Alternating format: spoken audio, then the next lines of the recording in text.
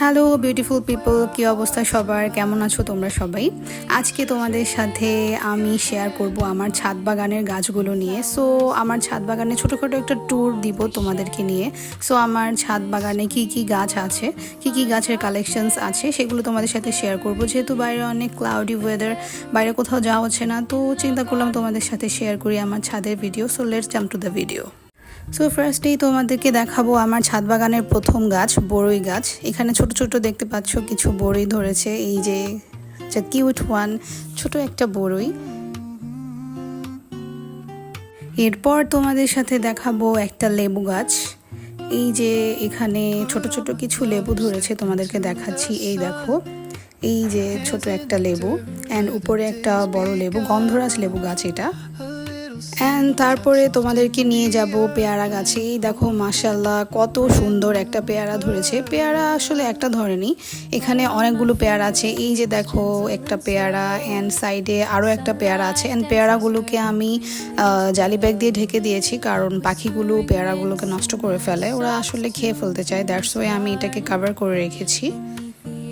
এই যে আমি পেয়ারাটাকে পারলাম, অ্যান্ড সেম মাশাল্লাহ এভরিওয়ান, দেখো কত নাইস। অ্যান্ড তারপর তোমাদেরকে দেখাবো আমার পুদিনা গাছ। এই যে দেখো পুদিনা পাতা, অ্যান্ড আমার গাছের পুদিনা পাতা স্মেল অনেক সুন্দর। অ্যান্ড এই গাছটা হচ্ছে কাগজি লেবুর গাছ, এই যে দেখো। অ্যান্ড নেক্সট ওয়ান ইজ সবেদা গাছ। এই যে দেখো সবেদা ফলের গাছ, এই যে দেখো কত কিউট কিউট দুইটা সবেদা হয়েছে, এই যে দেখো কত সুন্দর। অ্যান্ড এই পাশেও আরও কিছু সবেদা ধরেছে, এই যে দেখো দ্য কিউট ওয়ান, সে লুকিয়ে আছে আই থিঙ্ক। অনেক সুন্দর, সে মাশাল্লাহ মাশাল্লাহ। অ্যান্ড তারপর তোমাদেরকে দেখাবো আমার ডালিম গাছ। এই দেখো মাশাল্লাহ কত সুন্দর একটা ডালিম ধরেছে। এগুলো যখন বড় হবে, পাকবে, মাশাল্লাহ অনেক সুন্দর লাগবে, তখন লাল লাল দেখতে আরও ভালো লাগবে। এই যে দেখো এখানে আরেকটা, অ্যান্ড নিচে আরও একটা হয়েছে, দেখেছো? অ্যান্ড সে মাশাল্লাহ।